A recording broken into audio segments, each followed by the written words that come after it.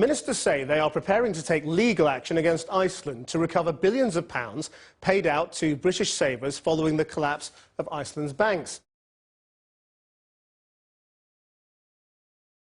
Icelandic voters have rejected for a second time a deal to reimburse the UK and the Netherlands over the failure of Icesave in 2008.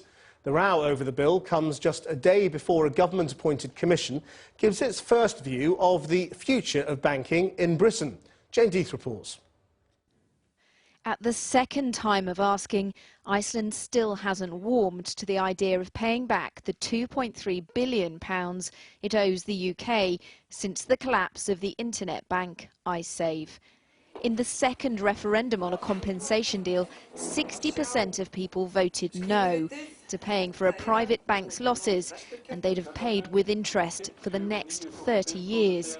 The finance minister said there's no point asking them again. I think it's very hard to interpret this in any other way than the fact that the Icelandic people is not prepared to accept payments or shoulder burden unless there is a clear legal obligation to do so. It is obviously disappointing that it seems that the people of Iceland have rejected what was a negotiated settlement. And of course we respect the will of the Icelandic people in this matter, and we're going to have to now go and talk to the international partners with whom we work, not least the government of the Netherlands. And it now looks like this process will end up in the courts. There's a legal process going on. The government says it's got an obligation to chase Iceland for the £2.3 billion because we're in a difficult position too and could really use the cash. Sturla Jonsson to pick up the pieces, and you're listening to Business Daily from the BBC in Reykjavik in Iceland. The anger of the Icelandic people has global ramifications, particularly as Greece and Ireland contemplate swinging cuts in public spending. The Icelandic MP Birgitta Jónsdóttir says a signal is being sent. I think this referendum is a very strong statement from the general public in Iceland saying we refuse to socialize private debt. And what this will mean for Europe is, and other countries in the world, and that is why very many nations are trying to stop this referendum happening behind the scenes, is that they fear that this will set an example, for example, in Greece, because people are sick of this. They are really sick of having to take on private debt, especially from the banksters. So maybe we will encourage others to do exactly this. And maybe this will encourage the financial sector to stop being such leeches on the general public. You are proposing to renege on debt, renege on loans made to you. Well, loans that we never asked for, and we didn't, like most of people in Iceland had no idea about this deal until we were supposed to fork out for it. There are 317,000 people living in Iceland. There were 300-something thousand accounts, Icesave accounts. Each person in Iceland is responsible for 21,000 euros. Okay, we might not pay it directly, but we will pay it by like 80,000 Icelanders will pay their income tax on only the interest of this loan that we never asked for. And for me, representing the nation here in Parliament, this is completely unacceptable.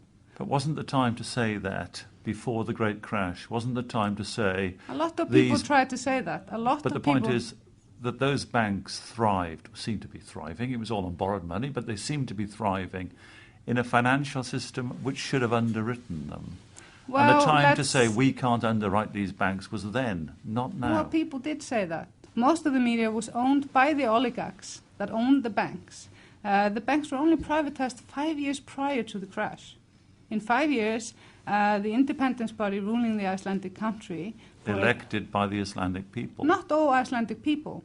Well, the argument is that the people elect a government, and your government of the time never put those things in place. It never underwrote those banks. Hang on. This is not true, because it was not... this is a classic thing for the financial sector, that this was a bank in England and the UK, and there was also a bank in Germany. An Icelandic bank. Yes. Why did none of these countries stop these banks going into their territory? The home government, an elected government here in Reykjavik, in this building, was thought to be responsible for its own banks. Of course it is partially responsible. That's why we take so one you pay third the of money. no, we take 1/3 of the risk with this, and then the UK and the Dutch, they take the rest of the risk because their own legislation failed as well. Why should we carry their baggage? I'm trying to understand the anger here. I'm quite surprised. Well, the anger is very simple. I don't mean with you, yeah. but I mean other people. No. It's quite simple. The UK government put the Terrorist Act on Icelanders while we're down. That is where the anger to freeze comes from. funds. To freeze funds, but they put us on their website, side by side to Al-Qaeda, side by side to Zimbabwe. We were there on that website with all the main terrorist states in the world. And this not only, they only froze the assets of Landsbanki, however, what it did, it stopped all credit lines to Iceland. We were facing not getting food, not getting medication, forced into an IMF program. They were experimenting. We're a small country. However, don't forget, we're the first country that this brutal force is used on. This is economic warfare. Birgitte Jonsdottir.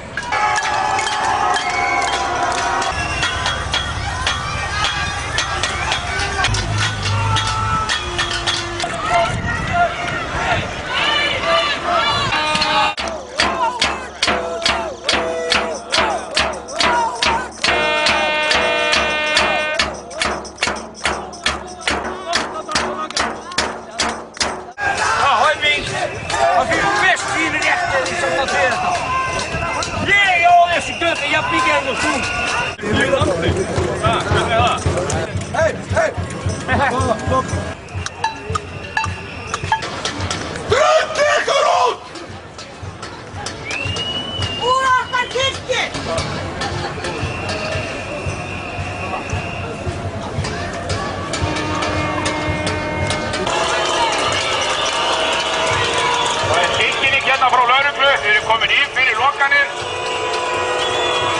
og ef við komum nær, ef ykkur koma hérna nær, þá lögreglan tilbúin að beita hittorð og táragasi og kylfum með áþarf að halda.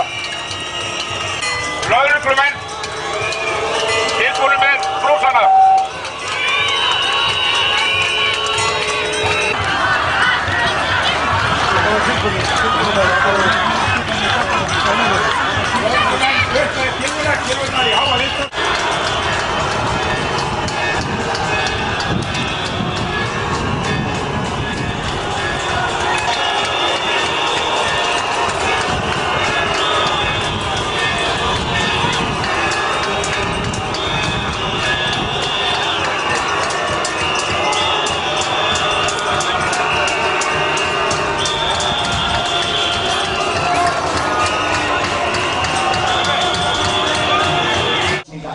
It's now known as the Pots and Pans Revolution. No injuries, few arrests, and instead of blood, streets ran with thrown food. But it was enough to force special elections. The Prime Minister replaced, and 2 protesters were voted into Parliament. You got it all. Yeah. Now you are a member of Parliament. Yes, I am. That's amazing. So from out here to in there, in the space of a few months. Yeah. My name is Harður Torfason. Don't ever give up. Don't ever give up hope. Don't give up. I'm sure it's going to take time, but we are with you in our hearts.